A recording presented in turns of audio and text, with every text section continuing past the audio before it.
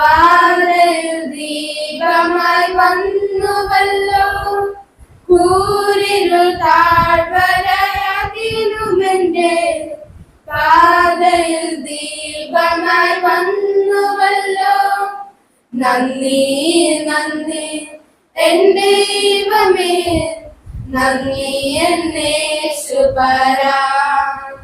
നന്ദി നന്ദി എന്റെ ദൈവമേ, നന്ദി എന്നേശുപരാ. പക്ഷെ 10 കന്യകമാരെ കുറിച്ച് സന്ദേശം പറഞ്ഞിട്ട് 2ാം വാക്യത്തിൽ വായിക്കുമ്പോൾ അവർ 5 ബുദ്ധി ഇല്ലാത്തവരും 5 പേർ ബുദ്ധി ഉള്ളവരും ആയിരുന്നു. 10 കന്യകമാരെ പറഞ്ഞിട്ട് പെട്ടെന്ന് കർത്താവ് പറയുന്നുണ്ട് 5 പേർ ബുദ്ധി ഉള്ളവർ, 5 പേർ ബുദ്ധി ഇല്ലാത്തവർ. എന്തുകൊണ്ടാണ് പറഞ്ഞ വാക്യം 3ാം വാക്യത്തിൽ ബുദ്ധി ഇല്ലാത്തവർ വിളക്ക് എടുത്തപ്പോൾ എന്നെ എടുത്തില്ല. ബുദ്ധിയുള്ളവരോ വിളക്കോട് കൂടെ പാത്രത്തിൽ എണ്ണയും എടുത്ത്. ഇവിടെ എടുത്തു പറഞ്ഞ വാക്യം 10 കന്യകമാരെ കുറിച്ച് പറയുന്നുണ്ട്. അതിൽ 5 പേർ ബുദ്ധി ഇല്ലാത്തവർ, 5 പേർ ബുദ്ധിയുള്ളവർ. ബുദ്ധിയുള്ളവർ ചെയ്ത് വിളക്ക് എടുത്തപ്പോൾ അതിന്റെ കൂടെ എണ്ണയും എടുത്ത്. ബുദ്ധി ഇല്ലാത്തവർ എന്ത് ചെയ്ത് വിളക്ക് മാത്രം എടുത്ത് അതിന്റെ കൂടെ കരുത വേണ്ടിയ സാധനം എണ്ണ എടുത്തില്ല. ആകയാൽ എന്റെ ഈ വചനങ്ങളെ കേട്ട് ചെയ്യുന്നൊക്കെയും പാറമേൽ വീട് പണിത ബുദ്ധിയുള്ള മനുഷ്യനോട് തുല്യനാകുന്നു. വൻമഴ ചൊരിഞ്ഞ് നദികൾ പൊങ്ങി കാറ്റിലടിച്ച് ആ വീട്ടിന്മേൽ അലച്ച് അത് പാറമേൽ അടിസ്ഥാനമുള്ളതാകിയാൽ വീണില്ല. എന്റെ ഈ വചനങ്ങളെ കേട്ട് ചെയ്യാറുമൊക്കെയും മണലിന്മേൽ വീട് പണിത മനുഷ്യനോട് തുല്യനാകുന്നു. വൻമഴ ചൊരിഞ്ഞ് നദികൾ പൊങ്ങി കാറ്റടിച്ച് ആ വീട്ടിന്മേൽ അലച്ച് അത് വീണ് അതിന്റെ വീഴ്ച വലുതായിരുന്നു. ഇവിടെയും വാക്യം എടുത്തു പറയുന്നുണ്ട്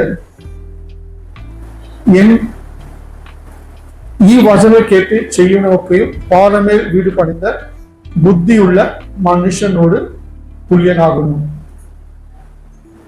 കർത്താവ് ഇവിടെയും എന്ത് ചെയ്ത് ബുദ്ധിയുള്ള മനുഷ്യനോട് തുല്യനാകുന്നു.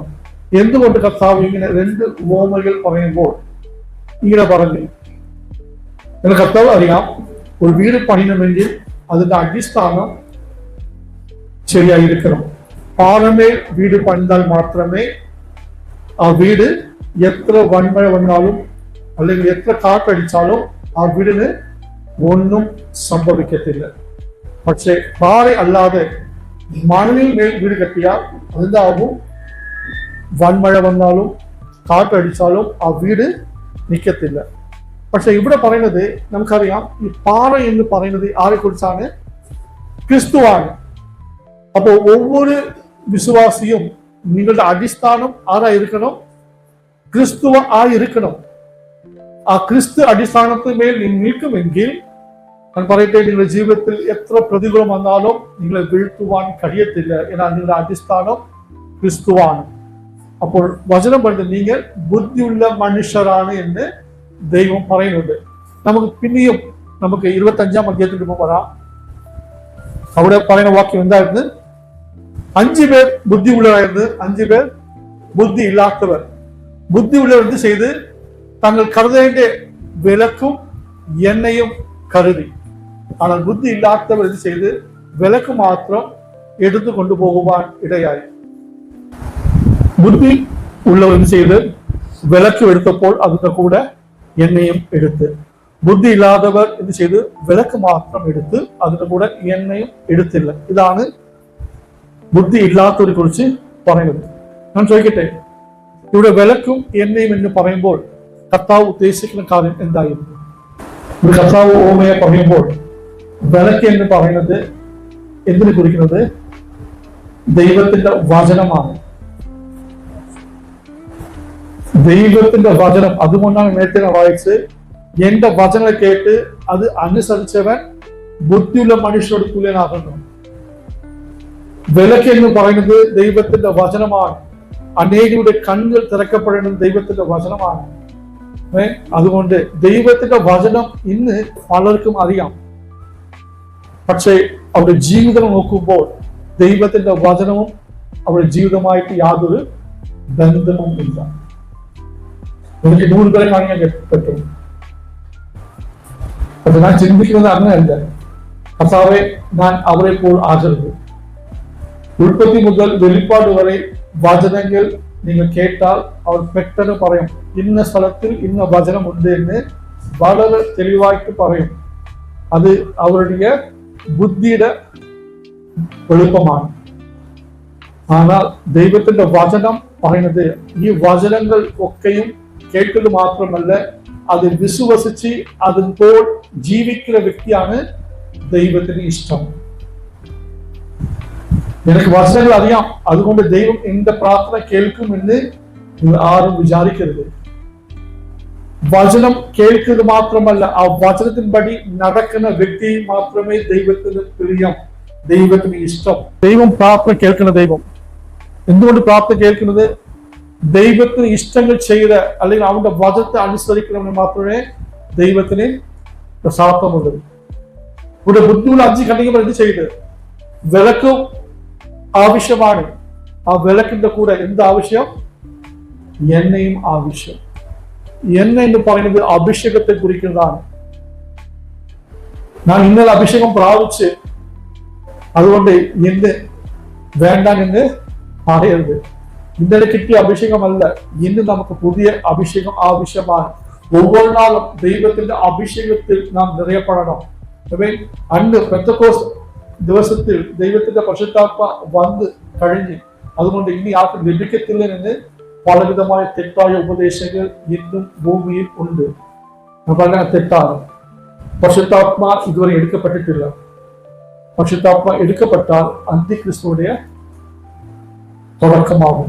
ബൈബിളിന്റെ പ്രവചനങ്ങൾ ഏകദേശം 90% പൂർത്തീകരിച്ചു കഴിഞ്ഞു. ഇപ്പോൾ നാം നിൽക്കുന്നത് ദൈവത്തിന്റെ അവസാന നിമിഷങ്ങളാണ്. കർത്താവ് ഏത് സമയത്തും തന്റെ സഭയെ എടുക്കുവാൻ, വിശുദ്ധ സഭയെ എടുക്കുവാൻ ദൈവം ഏത് സമയത്തും വരാൻ ഒരുങ്ങുന്നു. പക്ഷെ നമ്മളുടെ പ്രശ്നം, കർത്താവ് ഇനിയും വരുവാൻ താമസിക്കുമെന്ന് പറഞ്ഞ് പല കാര്യങ്ങൾ നാം ഇപ്പോഴും ചെയ്യുന്നുണ്ട്.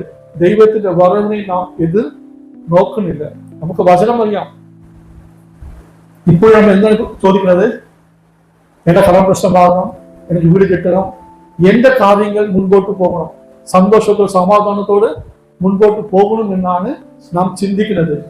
ഞാൻ പറയട്ടെ, ഭൂമിയിൽ നമുക്ക് എല്ലായ്പ്പോഴും പ്രതികൂലം ഉണ്ടായിരിക്കും. ஆனால் അവിടെ നാം ദൈവത്തെ എന്ത് ചെയ്യണം? അന്വേഷിക്കണം. ദൈവത്തെ അന്വേഷിക്കണം എന്ന് പറയുമ്പോൾ നേരത്തെ കേട്ടതുപോലെ ദൈവത്തിന്റെ ദാസന്മാർ ദാസിമാർ എന്ത് ചെയ്യണം? ദൈവ ഇഷ്ടം ചെയ്യണമെങ്കിൽ അവനക്ക് വേണ്ടി അവന്റെ വചനത്തെ നാം ഈ അന്ത്യകാലഘട്ടത്തിൽ കർത്താവിന്റെ വരവിനെ എതിർനോക്കി ജീവിക്കണം. നാം ഇവിടെ വെച്ച് കേൾക്കും, ഈ പടി നമ്മൾ ഇറങ്ങിപ്പോയാൽ നമ്മൾ എന്താ കേട്ടതൊക്കെ മറക്കും. നമ്മുടെ ലോകമാണ്, നമ്മുടെ ജീവിതമാണ്. പറയട്ടെ, അങ്ങനെ നിങ്ങൾ ജീവിച്ചിട്ട് ഒരു കാര്യമില്ല. നിങ്ങൾ ദൈവത്തിന്റെ ഇഷ്ടം ചെയ്യണമെങ്കിൽ ദൈവം നിങ്ങളെ രക്ഷിച്ച് ഒരു പദ്ധതി ഉണ്ട്. അത് ചെയ്യാൻ നിങ്ങൾ ഒരുങ്ങില്ലെങ്കിൽ ഞാൻ പറയട്ടെ, നമ്മുടെ ജീവിതത്തിൽ കഷ്ടങ്ങളും പ്രതികൂലവും അനവധി കടന്നു വരും. അത് നമ്മെ താഴ്ത്താനല്ല, നാം ദൈവത്തോട് യഥാസ്ഥാനപ്പെടുവാനോ ദൈവത്തിന്റെ ഇഷ്ടങ്ങൾ ചെയ്യുവാനാണ് ദൈവം ചിലരെ നമ്മുടെ ജീവിതത്തിൽ അനുവദിക്കുന്നത്. അപ്പോൾ ബുദ്ധിയുള്ള ഈ 5 ഘടകങ്ങൾ ചെയ്ത് അവർ വിളക്കെടുത്തു. അതിന്റെ കൂടെ എന്ത് ചെയ്യുന്നത്? വിളക്കിന് ആവശ്യമുള്ള എണ്ണയും അവർ എടുത്ത് വചനം പറയുന്നതാണ്, ബുദ്ധി ഇല്ലാത്തവർ വിളക്കെടുത്തപ്പോൾ എണ്ണ എടുത്തില്ല, ബുദ്ധിയുള്ളവരോ വിളക്കോട് കൂടെ പാത്രത്തിൽ എണ്ണയും എടുത്ത്. പിന്നെ മണവാളൻ താമസിക്കുമ്പോൾ എല്ലാവരും മയക്കം പിടിച്ച് ഉറങ്ങി. ദൈവത്തിന്റെ മണവാളൻ അല്ലെങ്കിൽ യേശു ക്രിസ്തു താമസിച്ചപ്പോൾ വചനം പറഞ്ഞ് ഈ 10 പേരും ഉറങ്ങി. ബുദ്ധിയോ മാത്രമല്ല, ബുദ്ധി ഇല്ലാത്തവരും ഉറങ്ങി. ഈ 10 പേരും മയക്കം പിടിച്ച് ഉറങ്ങി. പെട്ടെന്ന് എന്താണ് സൗണ്ട് കേൾക്കുന്നത്? അർദ്ധരാത്രിക്കോ മണവാളൻ വരുന്നു. അപ്പോൾ ഏത് സമയം പറഞ്ഞു? അർദ്ധരാത്രി പറഞ്ഞ 1 മണിയായിരുന്നു, 2 മണിയായിരുന്നു. അർദ്ധരാത്രിയോ മണവാളൻ വരുന്നു, അവൻ എതിരേൽപ്പാൻ പുറപ്പെടുകയും എന്ന് ആർപ്പുവിളി ഉണ്ടായി. അതുകൊണ്ട് രാത്രിയിൽ കിടക്കുമ്പോൾ പ്രാർത്ഥന പ്രാർത്ഥിക്കുന്നത് ഏറ്റവും നല്ലത്. അപ്പോൾ കന്യകമാർ എല്ലാവരും എഴുന്നേറ്റ് വിളക്ക് തെളിയിച്ചു. ആ വിളക്കിനെ അവർ ചെയ്ത് വളരെ ലൈറ്റായിട്ട് വെച്ച് അവർ വിളക്കെല്ലാം കത്തിച്ചപ്പോൾ എന്നാൽ ബുദ്ധി ഇല്ലാത്തവർ ബുദ്ധി ഉള്ളവരോട് ഞങ്ങളുടെ വിളക്ക് കെട്ടുപോകുന്നത് കൊണ്ട് നിങ്ങളുടെ എണ്ണയിൽ കുറെ ഞങ്ങൾക്ക് തരുവീൻ എന്ന് പറഞ്ഞു. എണ്ണ എന്ന് പറയുന്നത് ദൈവത്തിന്റെ അഭിഷേകത്തെ കുറിക്കുന്നതാണ്. അത് അവസാന നിമിഷത്തിൽ നമ്മൾ പോയി നിൽക്കുന്നത് നേരത്തെ പ്രാപിക്ക് വേണ്ടിയ വിഷയമാണ്. പക്ഷെ അവരെന്താണ് പറഞ്ഞത്? ബുദ്ധിയുള്ളവർ ഞങ്ങൾക്കും നിങ്ങൾക്കും പോരാ എന്ന് വരാതിരുപ്പാൻ നിങ്ങൾ വിൽക്കുന്നവരുടെ അടുക്കൽ പോയി വാങ്ങിക്കൊള്ളുവിൻ എന്ന് ഉത്തരം പറഞ്ഞു. അവർ വാങ്ങുവാൻ പോയപ്പോൾ മണവാളൻ വന്നു.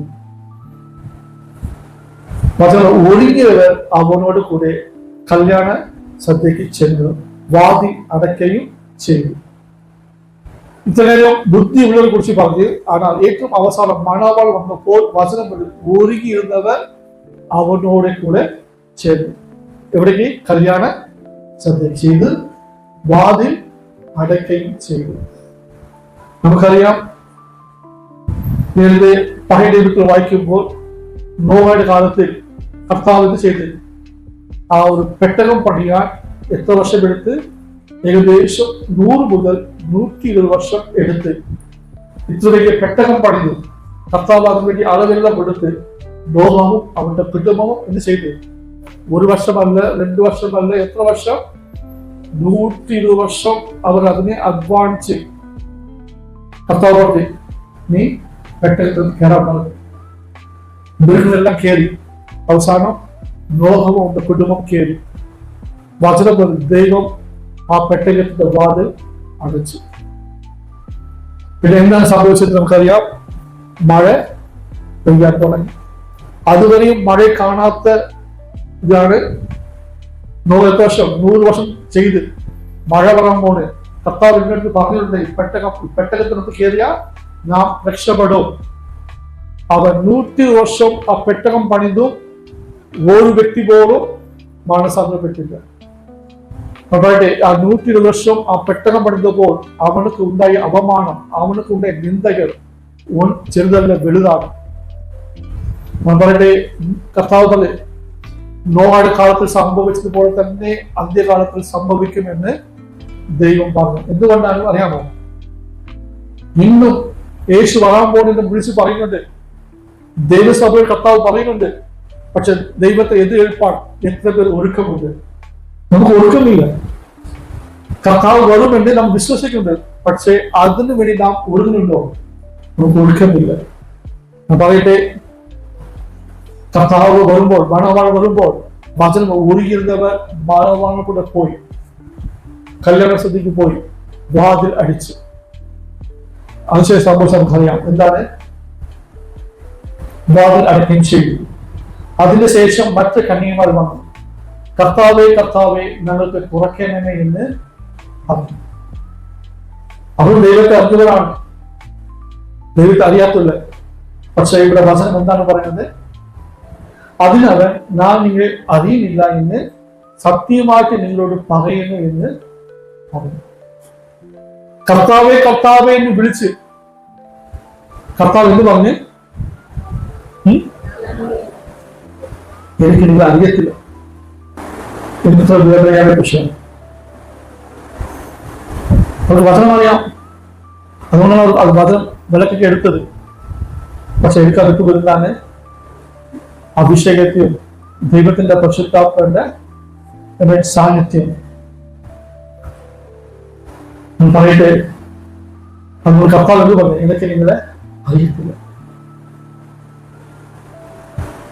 നാളെ ഞാൻ നിങ്ങളുടെ റോട്ടിൽ കണ്ട് ഞങ്ങളുടെ സംസാരം വരുമ്പോൾ നിങ്ങൾ എന്നെ അറിയത്തില്ലെന്ന് എനിക്ക് എങ്ങനെ അറിയുമ്പോൾ? ഞാൻ നിങ്ങളെ റോട്ടിൽ കണ്ട് ഞാൻ നിങ്ങൾ സംസാരിക്കാറുണ്ട്. പക്ഷെ നിങ്ങൾ ആരും എനിക്ക് അറിയത്തില്ല എന്ന് പറഞ്ഞാൽ ഞാൻ എന്ത് വിചാരിക്കണം? ഇന്നലെ വരെ നന്നായിരുന്ന ആൾക്കാർ ഇന്ന് എന്ത് പറ്റി? എന്നെ അറിയത്തില്ല എന്ന് പറഞ്ഞാൽ ഇവർക്ക് എന്തെങ്കിലും സംഭവിച്ചോ? ഇവർ വിളിച്ചത് ആരെയാണ്?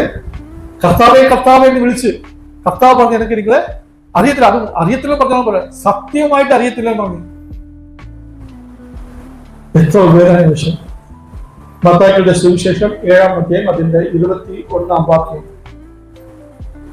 എന്നോട് കർത്താവേ കർത്താവേ എന്ന് പറയുന്നവൻ ഏവനുമല്ല, സ്വർഗസ്ഥായ എന്റെ പിതാവിന്റെ ഇഷ്ടം ചെയ്യണമത്രേ സ്വർഗരാജ്യത്തിൽ കടക്കുന്നത്. നിങ്ങൾ വാക്യം ശ്രദ്ധിച്ചാൽ, എന്നോട് കർത്താവേ കർത്താവേ എന്ന് വിളിക്കുന്നവൻ ഏവനുമല്ല. അങ്ങനെ വിളിക്കുന്നത് കൊണ്ട് ഒരു ഗുണവുമില്ല. പക്ഷെ എന്താണ് ചെയ്യണം? സ്വർഗസ്ഥായ എന്റെ പിതാവിന്റെ ഇഷ്ടം ചെയ്യണ അത്രേ സ്വർഗരാജ്യത്തിൽ കടക്കുന്നത്. അപ്പൊ 22-ാം വാക്യം, കർത്താവേ കർത്താവേ നിന്റെ നാമത്തിൽ ഞങ്ങൾ പ്രവചിക്കുകയും നിന്റെ നാമത്തിൽ ഞങ്ങൾ ഭൂതങ്ങളെ പുറത്താക്കുകയും നിന്റെ നാമത്തിൽ വളരെ വീരപ്രവൃത്തികൾ പ്രവർത്തിക്കുകയും ചെയ്തില്ലയോ എന്ന് പലരും ആ നാളിൽ എന്നോട് പറയും. രക്ഷിക്കപ്പെട്ട ഓരോ വിശ്വാസിക്ക് കർത്താവ് കൊടുത്ത ഒരു ഗിഫ്റ്റാണ്. നമ്മൾ പ്രവചിക്കുന്നുണ്ട്. നമ്മൾ ചെയ്യണം. ഭൂതബാധ കഴിയുന്ന ഭൂതം വിട്ടുപോണത്. കർത്താവ് പറഞ്ഞു, പാമ്പും തെല്ലും ഇരിക്കുവാൻ ചവിട്ടുവാനുള്ള അധികാരം ദൈവം നമുക്ക് നൽകിയിട്ടുണ്ട്. വചനം പറഞ്ഞാണ്, കർത്താവേ കർത്താവേ നിന്റെ നാമത്തിൽ ഞങ്ങൾ പ്രവചിക്കുകയും നിന്റെ നാമത്തിൽ ഭൂതങ്ങളിൽ പുറത്താക്കും നിന്റെ നാമത്തിൽ വളരെ വീരപ്രവർത്തികൾ പ്രവർത്തിക്കും ചെയ്തില്ലയോ എന്ന് പലരും ആ നാളിൽ, ഏത് നാള്? വാതിൽ അടയ്ക്കപ്പെട്ട ശേഷം വന്ന് പലരും പറയും, കർത്താവേ ഞങ്ങൾ നിന്റെ നാമത്തിൽ വീരപ്രവൃത്തി ചെയ്തു, അത്ഭുതങ്ങൾ ചെയ്തു. ആരുടെ നാമത്തിലാണ്? ആരുടെ നാമത്തിലാണ് ചെയ്തത്? യേശുവിന്റെ നാമത്തിലാണ് ചെയ്തത്. ഭൂതങ്ങൾ പുറത്തായി പ്രവചിച്ച്. ஆனால் കർത്താവ് പറയുന്നതാണ്, ആ നാളിൽ അവർ എന്നോട് പറയും. പക്ഷെ കർത്താവ് എന്താണ് പറഞ്ഞത്? 23-ാം വാക്യം, അന്ന് ഞാൻ അവരോട് ഞാൻ ഒരു നാളും നിങ്ങളെ അറിഞ്ഞിട്ടില്ല, അധർമ്മം പ്രവർത്തിക്കുന്നവരെ എന്നെ വിട്ടു പോകുകയും അത് തീർത്തു പറയും. അന്ന് ഞാൻ അവരോട് പറയും. ആരോടാണ്? ചോദിക്കുന്നവരോട്. കർത്താവേ നിന്റെ നാമത്തിൽ എന്തൊക്കെ ചെയ്തില്ലയോ എന്ന് ചോദിക്കുന്ന കർത്താവ് ഞാൻ അവരോട് പറയും, ഞാൻ ഒരു നാളും നിങ്ങളെ അറിഞ്ഞില്ല. അധർമ്മം പ്രവർത്തിക്കുന്നവരെ എന്നെ വിട്ടു പോകുവേൻ എന്ന് തീർത്തു പറയും. അപ്പോൾ നിങ്ങൾ ചിലപ്പോൾ നിങ്ങൾ ചോദിക്കും, എന്തുകൊണ്ട് ദൈവനാമത്തിൽ ചെയ്ത ഇവരെ കർത്താവ് അറിയത്തില്ല എന്ന് പറയും? എന്തുകൊണ്ട്? ദൈവം ഒരു വ്യക്തിക്ക് പ്രവചനത്തിന്റെ ഗിഫ്റ്റാണ്, അല്ലെങ്കിൽ വീരപ്രവൃത്തിയുടെ ഗിഫ്റ്റാണ്, ഭൂതങ്ങളെ പുറത്താക്കുന്ന ഒരു ഗിഫ്റ്റാണ്. അത് ഒരു വ്യക്തിക്ക് ദൈവം കൊടുത്താൽ ദൈവം അത് തിരിച്ച് എടുക്കത്തില്ല. മനസ്സിലാക്കണോ? ദൈവം ഒരു വ്യക്തിക്ക്, അല്ലെങ്കിൽ നിങ്ങൾ ചോദിക്കുമ്പോൾ എനിക്ക് പ്രവചന ആത്മാവിനെ ദൈവം വേണം എന്ന് നിങ്ങൾ ചോദിക്കുമ്പോൾ ദൈവം, കരുണയുള്ള ദൈവം ആ ഗിഫ്റ്റ് നിങ്ങൾക്ക് കൊടുക്കും. നിങ്ങൾ പ്രവചിക്കാൻ തുടങ്ങും. നമ്മൾ പ്രവചിക്കാൻ തുടങ്ങുമ്പോൾ നമുക്ക് സ്വയം എന്ത് വരും? ഒരു അഹങ്കാരം വരും. അല്ലെങ്കിൽ കർത്താവ് എന്നോട് മുഖാന്തരം പലരോട് സംസാരിക്കുന്നത് എന്താണ്? ഒരു പൊങ്കച്ചം വരും. ഇത് വരുമ്പോൾ ഓട്ടോമാറ്റിക്കായി നമ്മൾ ചിന്തിക്കും, എന്റെ വായിലൂടെ വരുന്ന വാക്കുകൾ എല്ലാം ദൈവമാണ് സംസാരിക്കുന്നതെന്ന് ഒരു തോന്നൽ നമുക്ക് ഉണ്ടാകും. നമുക്ക് തുടക്കം ശരിയായിരിക്കും. നിങ്ങൾ തുടക്കത്തിൽ പറഞ്ഞ എല്ലാ പ്രവചനവും ശരിയാണ്. എന്നാൽ എപ്പോൾ നിങ്ങളുടെ ചിന്തയിൽ അത് വന്നു കഴിഞ്ഞോ അതിനുശേഷം എന്താണ്? നിങ്ങൾ പറഞ്ഞൊക്കെ ശരി ആവണമില്ല. ഞാൻ പറഞ്ഞ മനസ്സിലാക്കുക. ദൈവം ഒരു മനുഷ്യന് കൊടുത്ത ആ ഗിഫ്റ്റിൽ അവനക്ക് ഓപ്പറേറ്റ് ചെയ്യാൻ കഴിയും. അവൻ സ്വയം പ്രവർത്തിക്കാൻ കഴിയും. അതുകൊണ്ടാണ് കർത്താവ് പറഞ്ഞ്, നിങ്ങൾ ചെയ്ത നിങ്ങളുടെ ഇഷ്ടമാണ്, എന്റെ ഇഷ്ടം നിങ്ങൾ ചെയ്തിട്ടില്ല. ഞാൻ പറയാതെ നിങ്ങൾ എന്ത് പറഞ്ഞ്? ഞാൻ പറഞ്ഞ് എന്നെ നിങ്ങൾ പറഞ്ഞു. അനേകരെ തെറ്റിപ്പിച്ചു. നിങ്ങൾ അനേകരുടെ പ്രവചനങ്ങൾ കേട്ടു. അനേകർ പിന്മാറിപ്പോയ അനേകരുണ്ട്. എന്തുകൊണ്ടാണ് അറിയാമോ? ആ ദേവദാസൻ എനിക്ക് പ്രവചിച്ച് ഇന്ന സംഭവിക്കും പറഞ്ഞ് ഇതുവരെ എന്റെ ജീവിതത്തിൽ നടന്നിട്ടില്ല. അതുകൊണ്ട് പലരും പിന്മാറിപ്പോയ അനേകരുണ്ട്.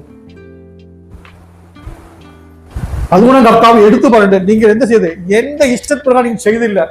നിങ്ങൾ ചെയ്തതല്ല എന്താണ്? നിങ്ങളുടെ സ്വന്തം ഇഷ്ടം കൊണ്ട് ചെയ്തതാണ്. എന്തുകൊണ്ട് അത്ഭുതം നടന്നത്? എന്തുകൊണ്ട് വീരപ്രവൃത്തി നടന്നത്? അവനിൽ ഉൾ വ്യാപരിച്ച ദൈവത്തിന്റെ ദാനമാണ്, ഗിഫ്റ്റാണ് വ്യാപരിച്ചത്. എന്നാൽ കർണമായ ദൈവം ആ മനുഷ്യൻ സൗഖ്യം കിട്ടണമെന്ന് ദൈവത്തിന്റെ നീതിയാണ് കർത്താവ് ഇത് ചെയ്ത് അത് ഉപയോഗിച്ച്. അതുകൊണ്ട് എനിക്ക് ദൈവമായിട്ട് നല്ലൊരു ബന്ധമുണ്ട് എന്ന് പറയാൻ പറ്റത്തില്ല. എന്നാൽ ദൈവത്തിന് ഇഷ്ടപ്രകാരമല്ല ചെയ്തത്. ദൈവത്തിന് ഇഷ്ടമില്ലാത്ത കാര്യങ്ങൾ അവർക്ക് കിട്ടിയ ആ ഗിഫ്റ്റ് മുഖാന്തരം പ്രവർത്തിക്കുവാൻ ഇടയായി. അതുകൊണ്ടാണ് കർത്താവ് പറഞ്ഞേ, എനിക്ക് നിങ്ങളെ അറിയത്തില്ല. ആ 5 കന്യകമാർ എന്ത് ചെയ്ത്? ബുദ്ധി ഇല്ലാത്തവർ വളരെ നിസ്സാരമായിട്ട് വിളക്ക് മാത്രം എടുത്ത് എന്നെ എടുത്തില്ല. അത് കുറിക്കുന്നത് അഭിഷേകത്തെയാണ്. നിങ്ങളുടെ അഭിഷേകം. ഞാൻ അന്യഭാഷ സംസാരിക്കൊണ്ടാണ് നിങ്ങൾ വിചാരിക്കുന്നത് എനിക്ക് പരിശുദ്ധാത്മാവ് ഉണ്ട് എന്ന്. പരിശുദ്ധാത്മാവ് ഉണ്ടെന്ന് കാണിക്കുന്നത് നിങ്ങളുടെ ജീവിതമാണ്, അന്യഭാഷയല്ല. അന്യഭാഷ ദൈവത്തോട് സംസാരിക്കാണ് ദൈവം നമുക്ക് നൽകപ്പെട്ടത്. നിങ്ങൾ തടിപ്പെട്ട പ്രാർത്ഥനയിൽ നിങ്ങൾ പ്രാർത്ഥിക്കണം. അന്യഭാഷ പ്രാപിച്ചവർ എന്ത് ചെയ്യണം? നിങ്ങളുടെ പ്രാർത്ഥനയിൽ അന്യഭാഷ പറഞ്ഞ് നിങ്ങൾ ദൈവത്തോട് പ്രാർത്ഥിക്കുമ്പോൾ അവിടെ ദൈവം നിങ്ങളെ ശക്തിപ്പെടുത്തും, ബലപ്പെടുത്തും. അന്യഭാഷ പ്രാപിച്ചവർ എന്ത് ചെയ്യണം? നിങ്ങൾ തനിപ്പെട്ട പ്രാർത്ഥനയിൽ അന്യഭാഷയിൽ നിങ്ങൾ പ്രാർത്ഥിക്കണം. എഫേസ്യർ 5-ാം അധ്യായം അതിന്റെ 18-ാം വാക്യം. വീഞ്ഞു കുടിച്ച് മത്തരാകരുത്, അതിനാൽ ദുർനടപ്പ് ഉണ്ടാകുമല്ലോ.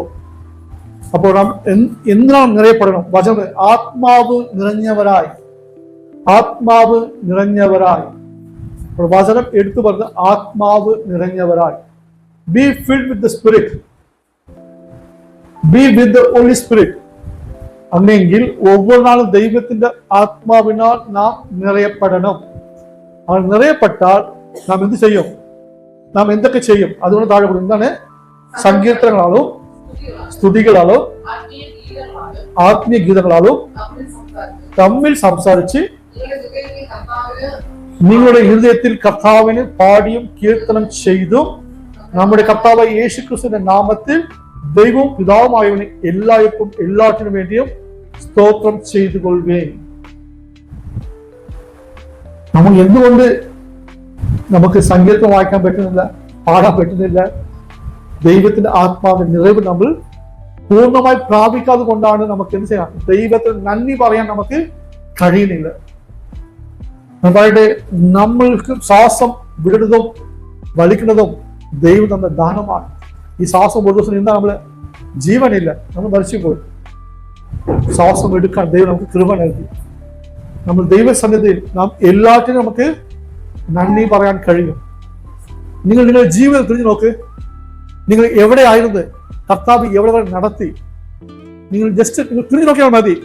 ദൈവത്തിന് നന്ദി പറയാൻ നിങ്ങൾക്ക് എടുക്കാൻ കഴിയത്തില്ല. എവിടെയായിരുന്ന അവസ്ഥ ദൈവം നമുക്ക് മാറ്റി. അങ്ങനെ ചിന്തിച്ചാൽ ദൈവത്തിന് നന്ദി പറയാൻ നമുക്ക് എടുക്കാൻ കഴിയത്തില്ല. എന്തുമാത്രം ആയിരുന്ന എന്നെ ദൈവം മാറ്റി. ഞാൻ പറയാം, നിങ്ങളെക്കാട്ടിലും കഴിവുള്ളവർ കാണും, നിങ്ങളെക്കാട്ടിലും വിദ്യാഭ്യാസമുള്ളവർ കാണും. ഞാൻ പറയാം, നിങ്ങളുടെ കുടുംബത്തിൽ പലരും കാണും. കർത്താവ് അവരോട് വിളിച്ചില്ല, നിങ്ങൾ വിളിച്ച്. എന്തിനു വേണ്ടി?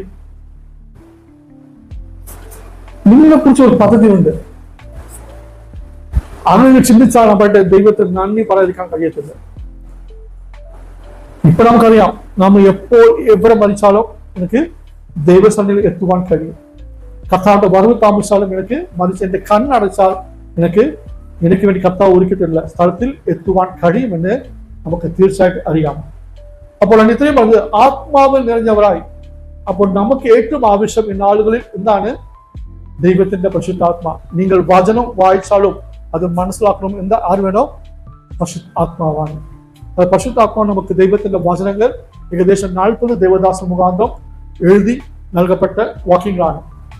അതുകൊണ്ട് ദൈവത്തിന്റെ ആത്മാവ് കൂടാതെ നമുക്ക് ഇത് വായിച്ചാൽ നമുക്ക് എന്താണ് മനസ്സിലാകത്തില്ല.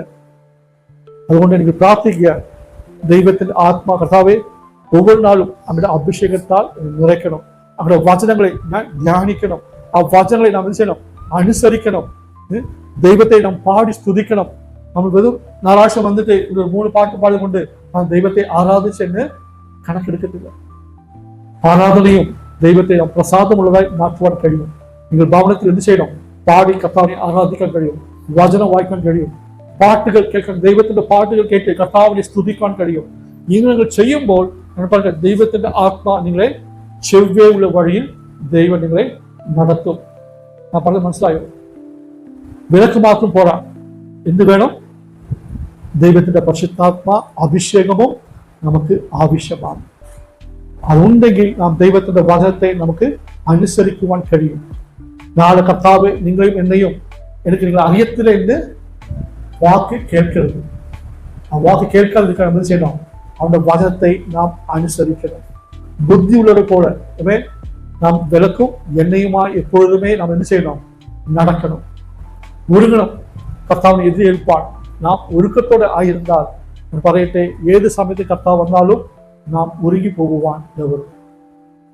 ആർക്കും ഇവിടെ വന്നപ്പോൾ ഈ 10 പേരും ഉണർന്ന്, പക്ഷേ ബുദ്ധിയില്ലാത്തവർ എണ്ണ ഇല്ലാതെ കൊണ്ടിരിച്ചത് അവർക്ക് നഷ്ടപ്പെട്ടത് അവരുടെ ജീവിതമാണ്. നാം ദൈവത്തെ അറിഞ്ഞിട്ടും നാം നരകത്തിൽ പോയാൽ അതിവിടെ മോശമായത് വേറെ ഒന്നുമല്ല. ദൈവത്തെ അറിയാതെ പോയാൽ കുഴപ്പമില്ല. ദൈവത്തെ അറിഞ്ഞിട്ടും നാം അവിടെ പോയി കിടന്നാൽ എന്തെങ്കിലും പ്രയോജനം ഉണ്ടോ? ഒരു പ്രയോജനമില്ല. അതുകൊണ്ട് ചിന്തിക്കുക, നിങ്ങൾ പ്രാർത്ഥിക്കുക, കർത്താവേ അവരുടെ അഭിഷേകത്താൽ നീ എന്നെ നിറയ്ക്കുക. എന്നെ ഒவ்வொரு നാളും നമ്മുടെ വചനപ്രകാരം നടക്കണം. അങ്ങയുടെ ആത്മാവിനെ നാം അനുസരിക്കണം. വചനങ്ങൾ ധ്യാനിക്കണം, പ്രാർത്ഥിക്കണം. നിങ്ങൾ തനിപ്പെട്ട പ്രാർത്ഥനയിൽ അന്യഭാഷയിൽ പ്രാർത്ഥിച്ച് ദൈവത്തോട് പറയുക, സംസാരിക്കുക. ദൈവം നിങ്ങളെ ശക്തിപ്പെടുത്തും, നിങ്ങളെ ബലപ്പെടുത്തും, അവൻ നിങ്ങളെ കൃപയിൽ മറയ്ക്കും. കർത്താവ് ഈ വചനം നമ്മൾ അനുഗ്രഹിക്കട്ടെ. നമുക്ക് ദൈവം